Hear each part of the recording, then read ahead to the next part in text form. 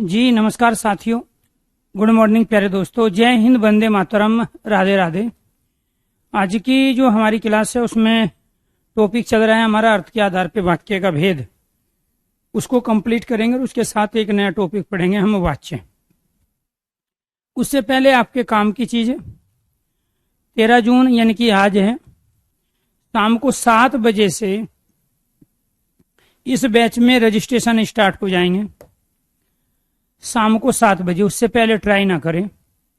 और केवल 699 रुपया में डिस्काउंट के साथ। उसके बाद इस कोर्स की फीस बढ़ जाएगी। 24 घंटे के लिए 13 तारीख की शाम को 7 बजे से 14 तारीख की शाम को 7 बजे तक इसकी फीस है 699 रुपया। और ये तमाम उन बच्चों के लिए हैं जो हिंदी से टीचर बनना चाहते हैं। अब मान के चलो आप टीजीटी हिंदी, पीजीटी हिंदी या यूजीसी नेट हिंदी की तैयारी कर रहे हो तो आपके लिए ये बैच फायदे का है। और आप टीजीटी मैथ या फिर आप किसी दूसरे नेचुरल साइंस एसएसटी के टीचर बनने चाहते हैं तो फिर आपको इस बैच को लेने की आवश्यकता नहीं है, क्योंकि जितना भी हिंदी बाकी जगह कॉमन पेपर में पूछा जाता है वो ऑलरेडी मैं करा ही रहा हूं आपको इसमें। लेकिन अगर आप बिहार शिक्षक टीजीटी पीजीटी, एमपी वर्ग 1 व 2 मुख्य परीक्षा, DSSB टीजीटी पीजीटी, इसके साथ यूपी टीजीटी पीजीटी या जीआईसी का जो नया नोटिफिकेशन आने वाला है यूपी में उसके टीजीटी पीजीटी या यूजीसी नेट की तैयारी कर रहे हो, या आपको पीसीएस लेवल का कोई दूसरा एग्जाम देना है, या आप एकलव्य स्कूल जो कि नोटिफिकेशन आने वाला है जिसमें लगभग 35,000 प्लस वैकेंसी आएगी। टोटल वैकेंसी 68,000 है, लेकिन उसको एक साथ फुलफिल नहीं किया जाएगा। 35,000 प्लस वैकेंसी को 2023 के अंदर नोटिफिकेशन देके 24 में फाइनली भर्ती को पूरा कर लिया जाएगा। तो एकलव्य स्कूल की ये एनवीएस की ही तरह काम करेंगे, बस एनवीएस का नाम ये कह लो कि ये बदल के या एकलव्य स्कूल रख दिया गया है। क्योंकि एनवीएस जो योजना थी नवोदय विद्यालय, इसका पूरा नाम जवाहर नवोदय विद्यालय, वो कांग्रेस की एक देन रही है। बीजेपी अपना एक अलग नाम देके उसी तरह की संस्था को दोबारा भारत में विकसित करना चाह रहे हैं। तो यहाँ तमाम वे बच्चे जिनको आरओ या पीसीएस की मुख्य परीक्षा का एग्जाम देना है या किसी भी ऑल स्टेट में वनडे एग्जाम में शामिल होना है, चाहे आप सुपर टेट दे रहे हो, तो वहां पे जो भी हिंदी पूछी जाती है वो सारे का सारा इसके अंतर्गत हम कंप्लीट करेंगे 15 जून से लाइव आके। सबसे बड़ी जो खासियत है इस बैच की वो है कि एक तो ये 6 महीने की वैधता वैलिडिटी के साथ है, और व्याकरण की पूरी क्लासें इसमें रिकॉर्डिंग दे रहे हैं, और हिंदी साहित्य को इसमें लाइव पढ़ा रहे हैं। क्योंकि हिंदी साहित्य कोई ऐसा तो है नहीं कि आप 1 महीने में कंप्लीट करा दोगे, इसलिए हिंदी साहित्य को डिटेल में पढ़ना पड़ेगा। तो 70 क्लासें हिंदी साहित्य की और 70 क्लासें आपकी ग्रामर की, तो 140 क्लास में पूरा का पूरा आपका बैच जो कि 2023 और 24 की तमाम भर्तियों को कवर करेगा। इसके अलावा आपको हिंदी का किसी भी तरह का कंटेंट, किताब या पुस्तक, प्रैक्टिस सेट खरीदने की आवश्यकता नहीं होगी, क्योंकि सब कुछ इसी के अंदर मिलेगा। बात करते हैं अर्थ के आधार पे वाक्य के भेद की, और उसमें से अर्थ के आधार पे जो वाक्य के भेद है, अर्थ के आधार पर वाक्य के भेद, अर्थ के आधार पर वाक्य के जो भेद हैं वो भेद हैं हमारे 8। 4 इसमें से हमने कंप्लीट कर लिए हैं, और 5वां जो है उसके बारे में चर्चा करेंगे। अब 5वां है प्रश्नवाचक वाक्य। प्रश्नवाचक वाक्य में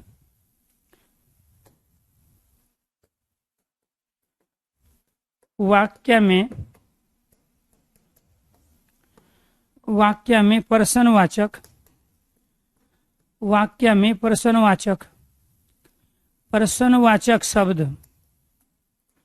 वाक्य में प्रश्नवाचक शब्द कब, कौन, क्या, कैसे, कहाँ, कितने आदि आदि का प्रयोग आदि का प्रयोग किया जाता है।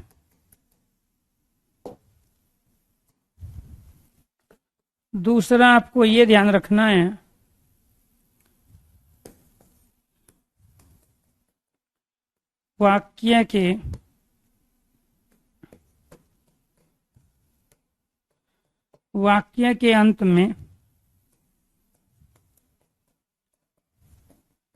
वाक्य के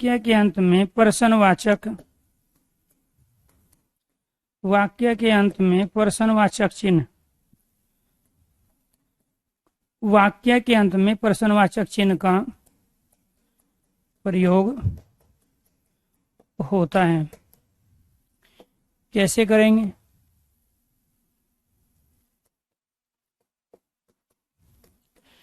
आप कहाँ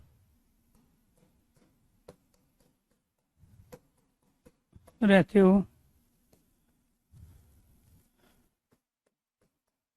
आप जयपुर कब जाएंगे?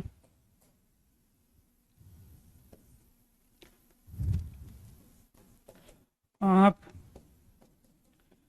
खाने में क्या लेंगे?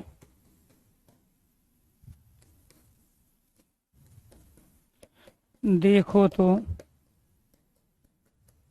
कौन आया है? कितने आदमी थे रे सांबा? तो यहाँ पे कहाँ, कब, क्या और कौन, ये क्या है? प्रश्नवाचक शब्द। लास्ट में किसका प्रयोग किया गया है? प्रश्नवाचक चिन्ह। तो जहाँ वाक्य के अंत में प्रश्नवाचक चिन्ह हो, या किसी सेंटेंस में कब, कौन, क्या, कैसे, ठीक है, कहाँ और कितने आदि प्रश्नवाचक शब्द का प्रयोग करें तो वे सारे के सारे वाक्य हमारे क्या कहलाएंगे? प्रश्नवाचक वाक्य। इसके बाद 6 नंबर जो है हमारा वो क्या है? संदेहवाचक वाक्य। संदेहवाचक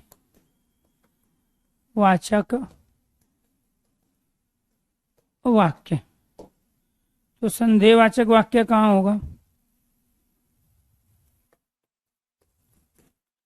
जहां वाक्य के आरंभ में संदेह या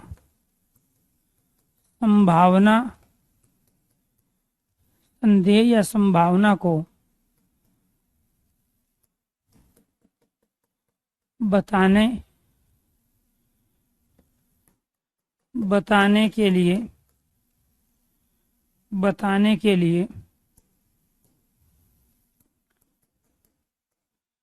शायद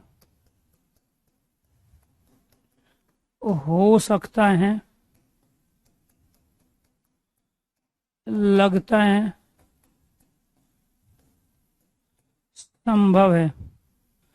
शायद, हो सकता है, लगता है, संभव है।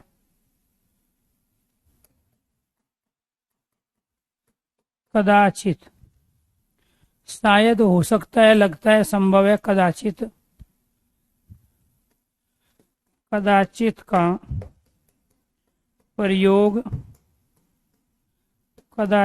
प्रयोग किया जाए तो क्या कहलाता है? संदेहवाचक वाक्य। वो क्या कहलाएगा? संदेहवाचक वाक्य। दूसरा, जहां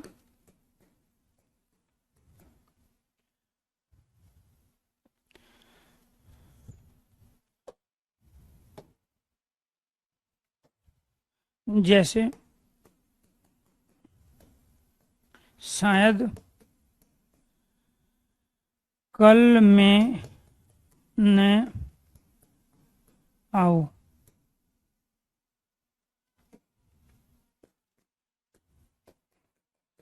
हो सकता है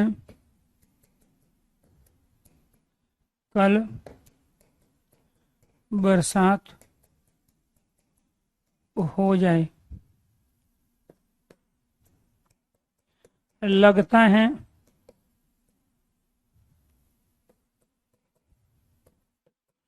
आपकी परीक्षा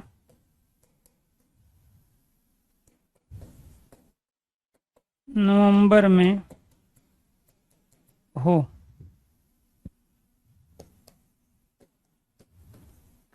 संभव है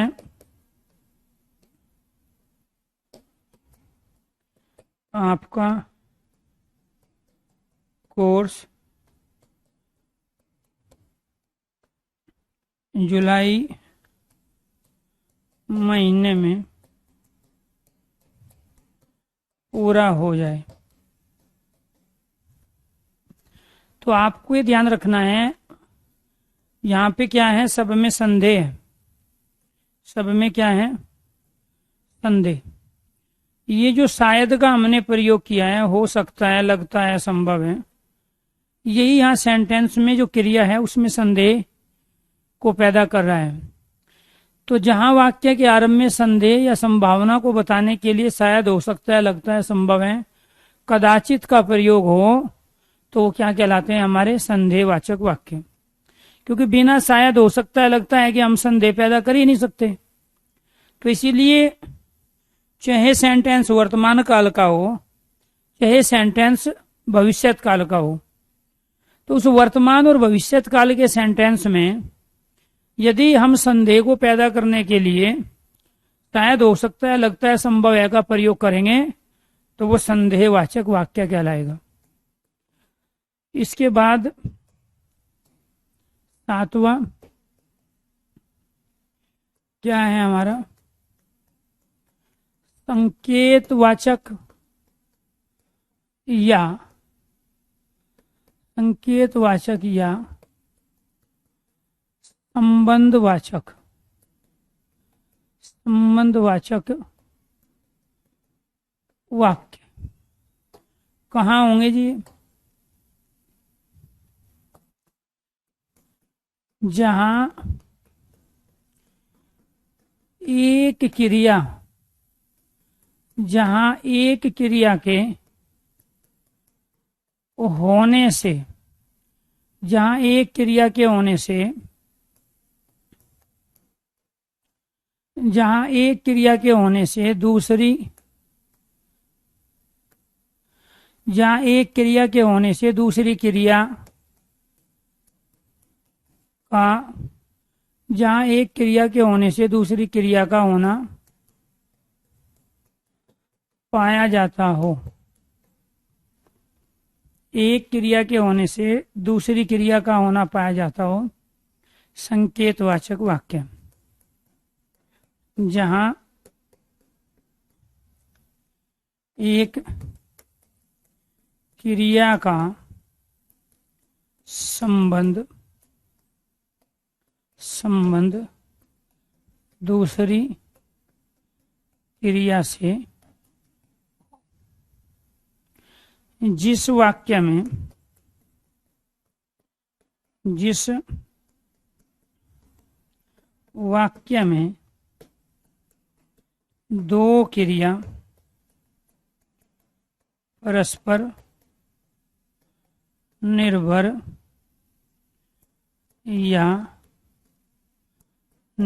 या आश्रित हो। जिस वाक्य में दो क्रिया परस्पर निर्भर या आश्रित हो, वो क्या कहलाता है, संकेत या संबंधवाचक वाक्य कहलाएगा। जिस वाक्य में दो क्रिया परस्पर निर्भर या आश्रित हो। मिश्र या मिश्रित वाक्य के सभी उदाहरण किसके हैं, संकेत वाचक या संबंध वाचक वाक्य के, जैसे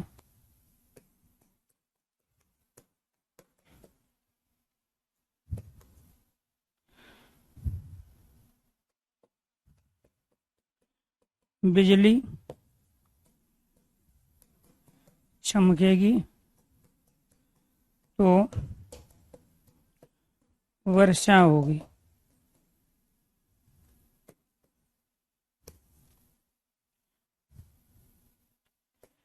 यदि परिश्रम करते तो सफल हो जाते।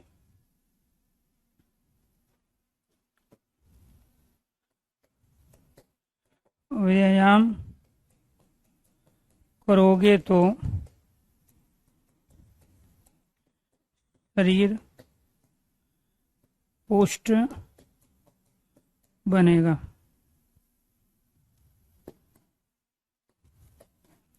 यदि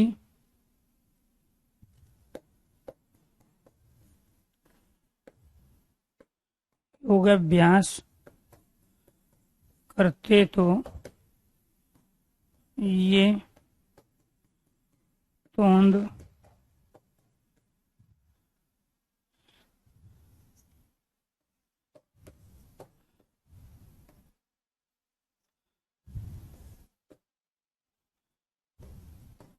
बाहर नहीं निकलती।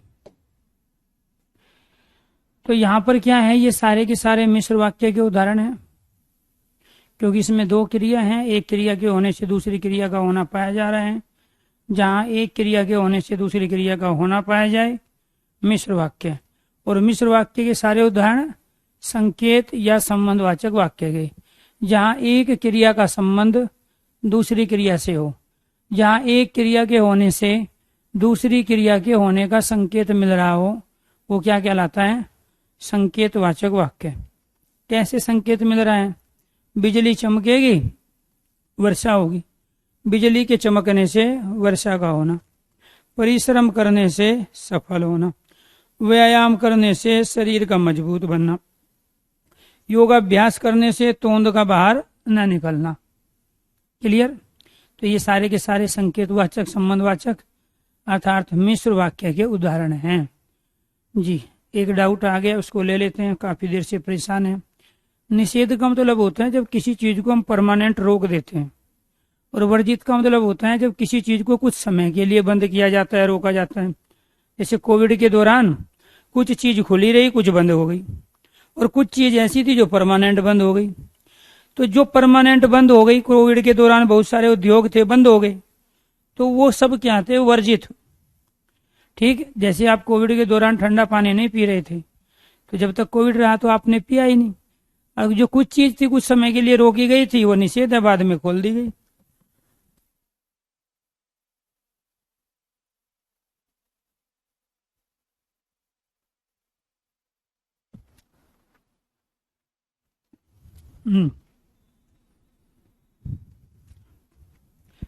श्राप और बद्दुआ में क्या अंतर है। श्राप वो होता है जहां आप अनजाने में गलती करते हो और आपको फिर बाद में प्रायश्चित करना पड़ता है, और बद्दुआ वो होती है जहां आप जानबूझकर गलत करते हो और उसकी एवज में आपको किसी का नेगेटिव भाव प्राप्त होता है, वो बद्दुआ है। जैसे आपको पता है कि किसी गरीब के पास उसकी रोजी रोटी का एक साधन है, और अपने स्वार्थ के वंश उसकी रोजी रोटी के साधन को आप बंद करवा दो या उससे छीन लो, या अनपढ़ आदमी है उसको बहका फुसला के उसकी जमीन या कुछ भी उसके पास जो सोर्स है वो सोर्स खत्म कर दो आप। अब वो कर तो कुछ नहीं पाएगा आपका, लेकिन उसकी बद्दुआ लगेगी, और वो 1 साल बाद, 10 साल बाद, 15 साल, 20 साल बाद अगली पीढ़ी में भी लग सकती है, लेकिन लगेगी जरूर, ये सब क्लियर है। तो कई बार क्या होता है कि जो गरीब आदमी है, आपने उसके आजीविका को या उसके किसी भी ऐसी चीज को जिससे वो बाद में बहुत ज्यादा पीड़ा अनुभव किया हो, तो उसके बाद जो उसकी हाय है वो बद्दुआ के रूप में काम करती है। और श्राप में वहां होता है कि आपने अनजाने में कुछ कर दिया, बाद में आपको रियलाइज हुआ, फील किया, आपको अपराश्चित हो रहा है। ठीक है, और कुछ पूछना हो आगे बढ़े। संकेतवाचक संबंधवाचक समझ में आ गया। मिश्र वाक्य आप पढ़ चुके हो। मिश्र वाक्य के सारे उदाहरण, चाहे वो हेतु हेतु भूतकाल के हो, चाहे वो हेतु हेतु भविष्यत काल के हो, ये सारे के सारे उदाहरण मिश्र वाक्य के भी हैं। ये सारे के सारे उदाहरण संकेत या संबंधवाचक के भी है। लेकिन इसमें जो ये उदाहरण है जहां हमने आने वाले समय में क्रिया का प्रयोग किया गागेगी, ये हेतु हेतु भूतकाल का है, और ये हेतु हेतु भविष्यत काल का है, और ये हेतु हेतु भूतकाल का है। यदि परिश्रम करते कब? भूतकाल में। सफल हो जाते कब? भूतकाल में। बिजली चमकेगी कब? आने वाले समय में। वर्षा होगी कब? आने वाले समय में। तो ये हेतु हेतु भविष्यत काल, ये हेतु हेतु भूतकाल। व्यायाम करोगे कब? आने वाले समय में। शरीर पुष्ट बनेगा कब? आने वाले समय में। ये क्या है? हेतु हेतु भविष्य है। यदि योगाभ्यास करते कब? भूतकाल में। तो ये तोंद जो आपका पेट बाहर निकल गया, मोटा पेट जो हो गया है, तो ये कब हुआ? भूतकाल में हुआ। तो व्यायाम किया नहीं भूतकाल में, तोंद बाहर निकला ही भूतकाल में, तो ये क्या लाएगा? आपका हेतु हेतु भूतकाल। क्लियर? तो ये संकेतवाचक या संबंधवाचक वाक्य। नेक्स्ट 8वां क्या है? विषम्य बोधक। विषम्य बोधक, विषम्य बोधक वाक्य, इसी को बोलते हैं संबोधन बोधक या संबोधन बोधक वाक्य।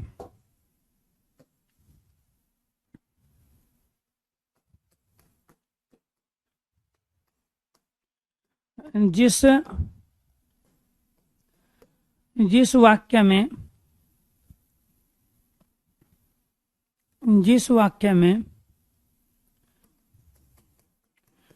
मनोविकार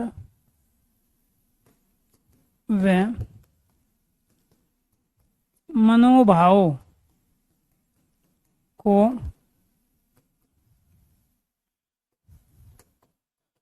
प्रदर्शित किया जाए। जिस वाक्य में मनोविकार व मनोभाव को प्रदर्शित किया जाए वो क्या कहलाते हैं? विस्मय बोधक या संबोधन बोधक वाक्य। जिस वाक्य में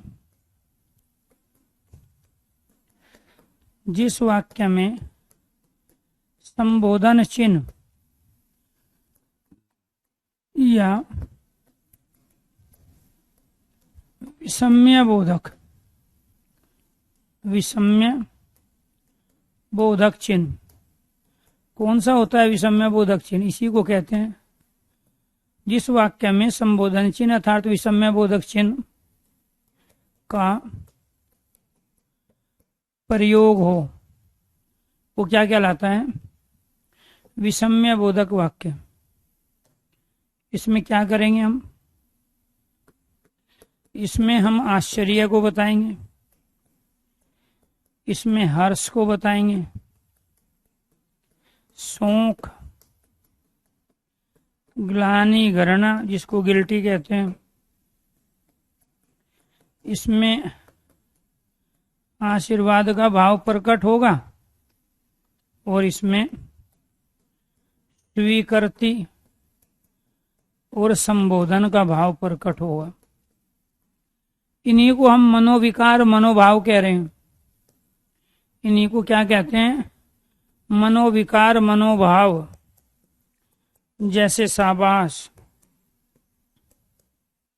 वाह, आहा, जैसे वाह, ओए, आहा, जैसे शौक, हाय हाय, तराई तराई, बाप रे बाप, बस करो। ये क्या है? ये हमारे शोक भाव है, ये हमारे हर्ष आश्चर्य को बता रहा है। ये ग्लानि को, आशीर्वाद को, स्वीकृति को और संबोधन को बताएंगे। ग्लानि क्या है? छी छी, थू थू, धत तेरे की, धत तेरे की, धिक्कार है, धत तेरे की धिक्कार है। ये जीते रहो,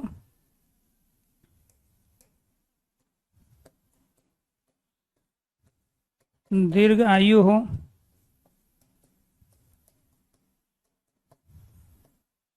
आयुष्मान भव,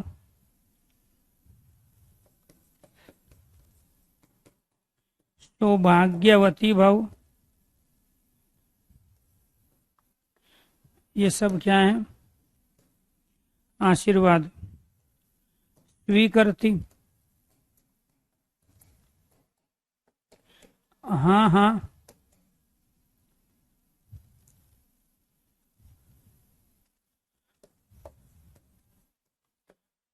ठीक है,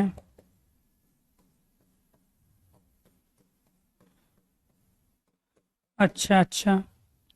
संबोधन, ए, अरे, अजी, हेलो, ये सब क्या है? संबोधन। इनमें से अगर किसी का भी प्रयोग आपने किसी सेंटेंस में किया तो वो सेंटेंस, वो वाक्य है विषम्य बोधक अर्थात संबोधन बोधक वाक्य कहलाएगा।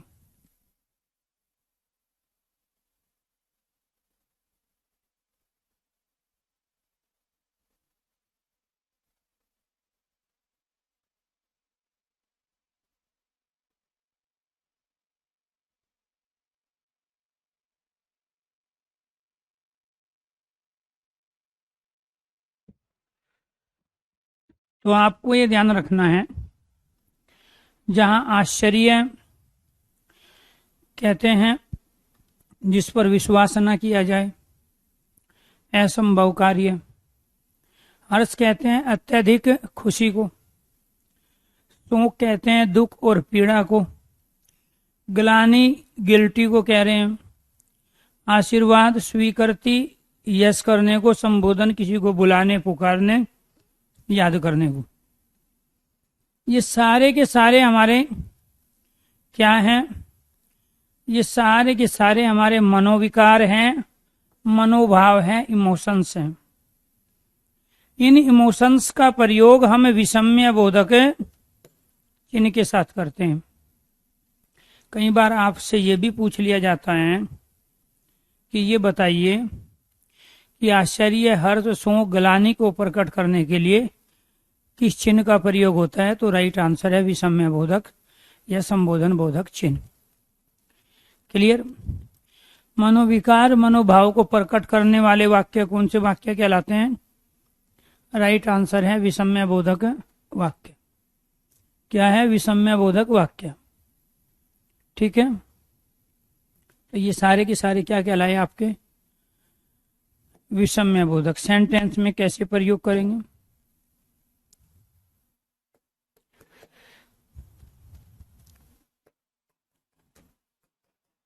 शाबाश, आपने तो कमाल कर दिया।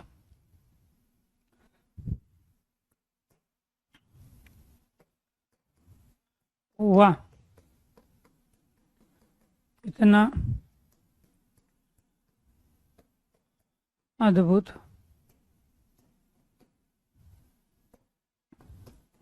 दृश्य है।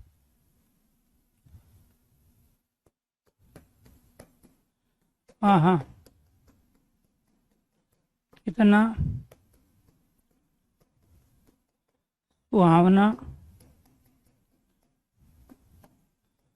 मौसम है।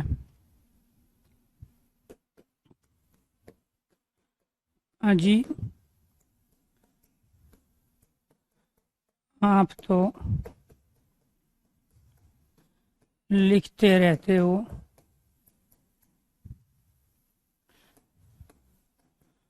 हमारी तो सुनते ही नहीं हो।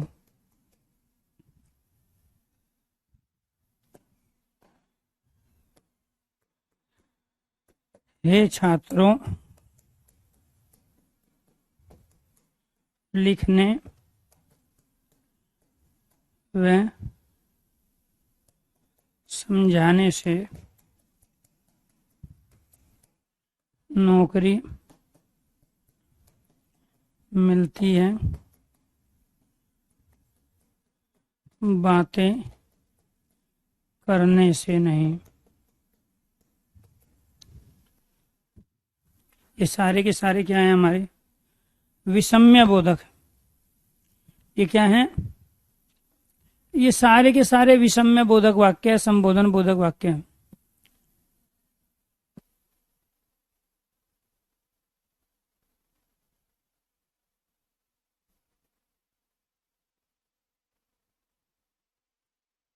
ने कि ये विषम्य बोधक अथवा संबोधन बोधक वाक्य है,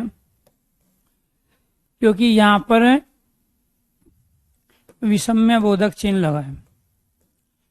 जिन शब्दों के साथ इस चिन्ह का प्रयोग आप करोगे वे शब्द अविकारी शब्द कहलाएंगे, अव्यय कहलाएंगे, और उनका नाम होगा विषम्य बोधक अव्यय। और जिस सेंटेंस में आप इन शब्दों का प्रयोग करोगे वे सेंटेंस कहलाएंगे आपके विषम्य बोधक अर्थात संबोधन बोधक वाक्य। एनीथिंग आप कोई भी प्रयोग करो, हाँ हाँ ठीक है, मैं आपका बात मान लूंगा, अच्छा अच्छा मैं जरूर आऊंगा, अरे इधर आओ, ओ बाहर जाओ, ये सब क्या है? हाय हाय बहुत हो गया, बस करो, ये क्या है? शौक को प्रकट कर। ची ची दूर हटो, तुम तो बहुत गंदे हो, ठीक है, धत तरेगी, धिक्कार है तुम पे, छोटा सा काम नहीं हुआ। तो ये सब क्या कहलाते हैं? हमारे विषम्य बोधक अथवा संबोधन बोधक वाक्य। बोधक का मतलब होता है समझ कराने वाला, वाचक का अर्थ होता है कहने वाला। विषम्य वाचक भी कह सकते हैं, संबोधन वाचक भी कह सकते हैं, बात एक ही है। वाचक कहते हैं कहने को और बोधक कहते हैं ज्ञान कराने वाले को, बोध कराने वाले को। क्लियर? ये थे अर्थ के आधार पे वाक्य के 8 भेद। अगर आपको समझ में आ गए हैं तो एक बार सारे स्टूडेंट ओके कीजिए, यस कीजिए। इसके बाद में नेक्स्ट टॉपिक लेते हैं, और वो नेक्स्ट टॉपिक क्या है हमारा? वाच्य। अब हम क्या पढ़ेंगे? वाच्य को पढ़ेंगे। चलो जी,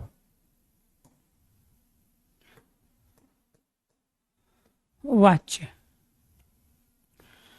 वाच्य का पहला क्वेश्चन शाब्दिक अर्थ, दूसरा क्वेश्चन परिभाषा, तीसरा क्वेश्चन वाच्य के भेद। वाच्य का शाब्दिक अर्थ होता है कहना या बोलना। वाक्य में कर्ता कर्म क्रिया में से वाक्य में कर्ता कर्म क्रिया में से जिसकी प्रधानता वाक्य में कर्ता कर्म क्रिया में से जिसकी प्रधानता होती है उसे वाच्य कहते हैं। वाच्य के भेद होते हैं 3। 1 2 3। एक होता है कर्तवाच्य, एक होता है कर्मवाच्य और एक होता है भाववाच्य। कर्तवाच्य जहाँ कर्ता की प्रधानता हो, प्रधानता मतलब महत्वपूर्ण रोल हो। कर्म प्रधान वाक्य, कर्म प्रधान वाक्य कर्मवाच्य के होते हैं जहाँ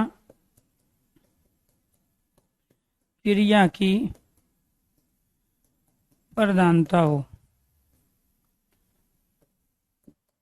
वो क्या कहलाएंगे? भाववाच्य। कर्ता की प्रधानता वाले कर्तवाच्य, कर्म की प्रधानता वाले वाच्य क्रमवाच्य के और क्रिया की प्रधानता वाले वाक्य भाववाच्य के। आपको ये ध्यान रखना है कि किसी भी सेंटेंस में कर्ता कर्म और क्रिया इन तीनों का ही मुख्य रोल होता है। और जब किसी सेंटेंस में केवल कर्ता की प्रधानता रहे तो कर्तवाच्य का बन जाता है। जैसे आप एक्टिव और पैसिव वॉइस करते हो, उसी को यहाँ हिंदी में वाच्य कहते हैं। और वही चीजें यहाँ आपको अप्लाई करनी है। कर्ता कर्म और क्रिया के परिप्रेक्ष्य में हम यहाँ वाच्य को पढ़ेंगे। पहला वाच्य है हमारा करत या कर्तृवाच्य। बात एक ही है। क्या खासियत है इसकी?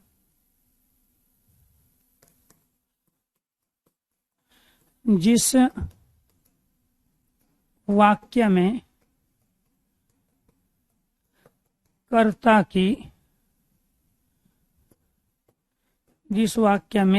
की प्रधानता हो वो कर्तवाच्य। जहाँ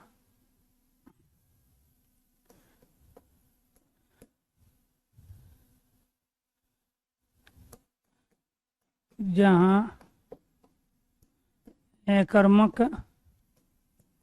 व सकर्मक दोनों क्रिया वाले वाक्य, एकर्मक व सकर्मक दोनों क्रिया वाले वाक्य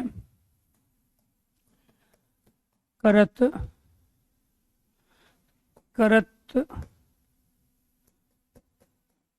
वाच्य के हो सकते हैं। तीसरा, जहाँ क्रिया के फल का प्रभाव, जहाँ क्रिया के फल का प्रभाव सीधे कर्ता पर पड़े।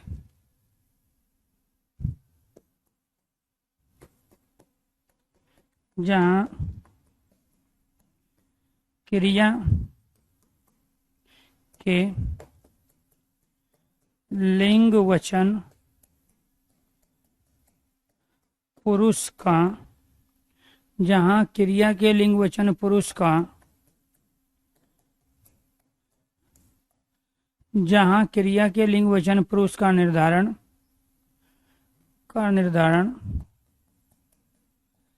कर्ता के, जहां क्रिया के लिंग वचन पुरुष का निर्धारण कर्ता के अनुसार हो, वो क्या कहलाते हैं? कर्तवाच्य के सेंटेंस। जैसे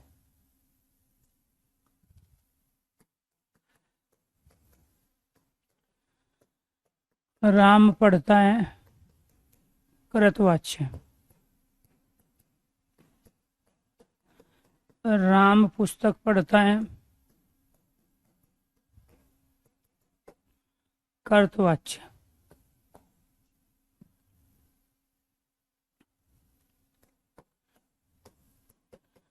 सहवाग क्रिकेट खेलता है, कर्तवाच्य। पक्षी आकाश में उड़ते हैं, कर्तवाच्य। मोर जंगल में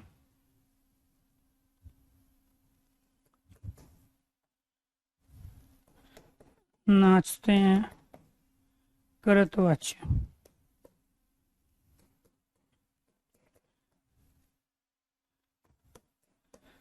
सीता ने खाना बनाया, कर्तवाच्य।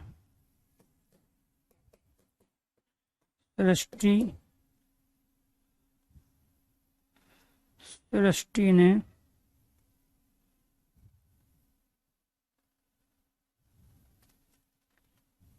सीता खाना बनाती है, सीता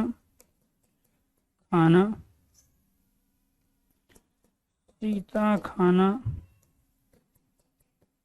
बनाती है। सृष्टि अखबार पढ़ती है।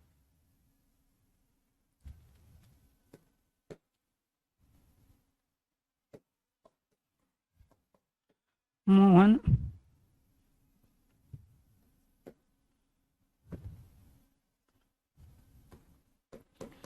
बस चलाता है। चलो जी, देखो अब इस सेंटेंस को राम पढ़ता है, ये अकर्मक क्रिया का सेंटेंस है। किस क्रिया का है? अकर्मक क्रिया का। और ये सेंटेंस किसका है? सकर्मक क्रिया का। और सहवाग क्रिकेट खेलता है, सकर्मक क्रिया। कौन सी क्रिया? सकर्मक क्रिया। पक्षी आकाश में उड़ते हैं, अकर्मक क्रिया। मोर जंगल में नाचते हैं, अकर्मक। सीता खाना बनाती है, सकर्मक। क्या है? सकर्मक। सृष्टि अखबार पढ़ती है, सकर्मक क्रिया। मोहन बस चलाता है, सकर्मक क्रिया। लेकिन दोस्तों, ये सारे के सारे सेंटेंस अकर्मक और सकर्मक के होते हुए भी सारे कर्तवाच्य के हैं। मैं आपको ये बताने की कोशिश कर रहा हूं कि अकर्मक व सकर्मक दोनों क्रिया वाले वाक्य कर्तवाच्य के हो सकते हैं। ये दूसरी कंडीशन। जहां कर्ता की प्रधानता होगी, कर्ता के अनुसार ही क्रिया का लिंग वचन फिक्स होगा, वो कर्तवाच्य तो है ही। लेकिन आपके लिए बड़ी काम की चीज, जिसकी वजह से आप ये क्वेश्चन गलत करते हो, वो है अकर्मक और सकर्मक दोनों क्रिया का प्रयोग हाँ करते हैं, हम कृतवाच्य में करते हैं। अब मुझे इस सेंटेंस को कर्मवाच्य में परिवर्तित करना है। इस लॉजिक को समझिए आप। राम पुस्तक पढ़ता है, इसको कर्मवाच्य में बदलना है, तो मैं क्या करूंगा, राम ने पुस्तक पढ़ी। दूसरा बना सकता हूं, राम के द्वारा पुस्तक पढ़ी गई। अब ये बदल गया आपका कर्मवाच्य में। ये दोनों के दोनों सेंटेंस में जो एक क्रिया आई है, इस क्रिया का लिंग वचन पुरुष पुस्तक के अनुसार आया है। राम के द्वारा पुस्तक पढ़ी गई, यहां पढ़ी गई स्त्रीलिंग है, पढ़ी स्त्रीलिंग है, जबकि यहां राम पुल्लिंग है। तो क्रिया का लिंग वचन किसके अनुसार है, पुस्तक, क्योंकि पुस्तक स्त्रीलिंग है। और यहां ये पढ़ता है किसके अनुसार आया, पुस्तक के होते हुए राम। तो जहां पर क्रिया का लिंग वचन कर्म के होते हुए कर्ता ही निर्धारित करता हो, वे सेंटेंस कर्तवाच्य के कहलाते हैं। यहाँ पे कोई कर्म था ही नहीं, राम पढ़ता है, ग्रंथ, अखबार, रामायण, महाभारत, पुस्तक, किताब कुछ नहीं है। तो यहाँ तो कर्ता और क्रिया दो थे, कर्म तो था ही नहीं। तो ये तो यहाँ अपने आप ऑटोमेटिक है ही आपका कर्तवाच्य है। तो अकर्मक क्रिया के जितने वाक्य हैं 100 के 100% सारे कर्तवाच्य के हैं, लेकिन 50% सकर्मक क्रिया वाले वाक्य भी कर्तवाच्य के हैं, जिसमें क्रिया का लिंग वचन कर्ता के अनुसार फिक्स हुआ हो। सहवाग क्रिकेट खेलता है, क्रिकेट तो स्त्रीलिंग है लेकिन खेलता है ये सहवाग, ये पुल्लिंग एक वचन, कर्ता पुल्लिंग एक वचन। क्रिया सहवाग के अनुसार। पक्षी आकाश में उड़ते हैं, आकाश तो एक है, यहाँ पक्षी अनेक हैं। मोर जंगल में नाचते हैं, मोर यहाँ अनेक है, जंगल एक है मोर के अनुसार। सीता खाना बनाती है क्रिया सीता के अनुसार, क्योंकि खाना तो यहाँ पुल्लिंग है। क्रिया का जो लिंग निर्धारित हुआ कर्ता के अनुसार। सृष्टि अखबार पढ़ती है, तो पढ़ती यहाँ सृष्टि के अनुसार, क्रिया का लिंग वचन सृष्टि के अनुसार। मोहन बस चलाता है, तो यहाँ क्रिया का लिंग वचन मोहन के अनुसार, और मोहन के द्वारा बस चलाई जाती है। अगर मैं ये कह दूं यहाँ पे, मोहन ने बस चलाई, या मोहन द्वारा बस चलाई गई, ये दोनों कर्मवाच्य के सेंटेंस हैं। सृष्टि ने, मैं दूसरा कलर ले लेता हूं, सृष्टि ने अखबार पढ़ा, सृष्टि द्वारा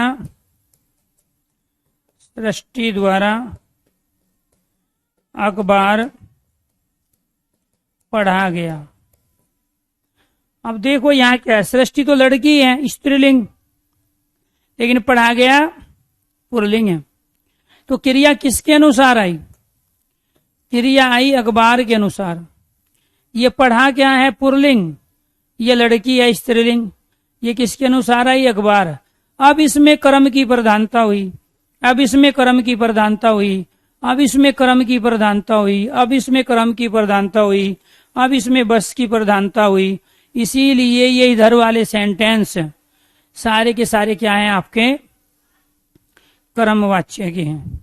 मैं इसको यहाँ पे छोड़ के, इसको भी यहां से हटा के ऊपर लिख देता हूं कर्मवाच्य। क्यों, क्योंकि कर्तवाच्य को आपको कर्मवाच्य में बदलवाएगा।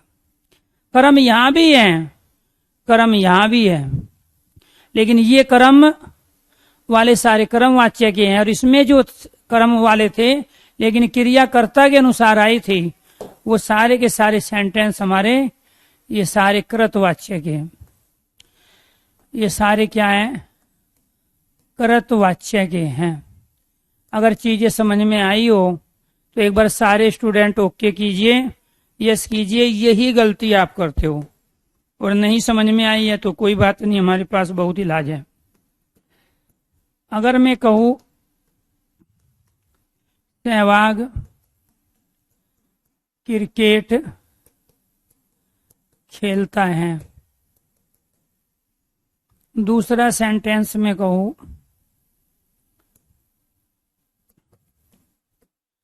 सहवाग द्वारा, या द्वारा भी छोड़ो आप, सहवाग ने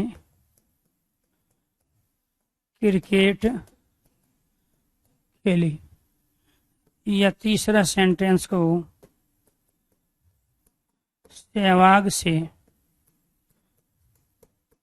क्रिकेट नहीं खेली जाती। 3 वाच्य हैं, कर्तवाच्य, कर्मवाच्य और भाववाच्य। वो बताना है कौन सा सेंटेंस किसका है। कैसे बताओगे? ये है कर्तवाच्य का सेंटेंस, ये है कर्मवाच्य का सेंटेंस, और ये है भाववाच्य का सेंटेंस। एक ही सेंटेंस को कर्म और भाव में बदल दिया। कर्तवाच्य के सेंटेंस को कर्मवाच्य में, कर्मवाच्य के सेंटेंस को कर्तवाच्य में, कर्त और कर्मवाच्य के सेंटेंस को भाववाच्य में परिवर्तित कर दिया गया, सेम शब्दों के माध्यम से। शॉर्ट ट्रिक सुनो क्या है। जहां भी कर्ता के साथ से आ जाए और क्रिया से पहले नहीं आ जाए, आंखें बंद वे दुनिया के सारे सेंटेंस भाववाच्य के होंगे। अगर आंखें खुली रह गई तो क्वेश्चन गलत हो जाएगा। जहां भी क्रिया का लिंग वचन खेली, सहवाग पुरलिंग है, आपने सहवाग को खेलते हुए देखा, एक जेंटलमैन अर्पण मोला खिलाड़ी रहा है। तो यहां ये जो खेली, सहवाग खेली, सहवाग कोई स्त्री थोड़ा ही है कि सहवाग खेली, सहवाग तो पुरलिंग है, क्रिया आई है कर्म के अनुसार। तो जब क्रिया का लिंग वचन कर्म के अनुसार हुआ, इसी वजह से ये कर्मवाच्य कहलाया। कर्ता के होते हुए भी कर्म प्रधान हो गया, और कर्म प्रधान वाक्य कर्मवाच्य के होते हैं। यहां कर्म मौजूद था, इसमें भी है क्रिकेट क्रिकेट क्रिकेट, तीनों में कर्म है, लेकिन ये कर्म के होते हुए भी क्रिया कर्ता के अनुसार आई।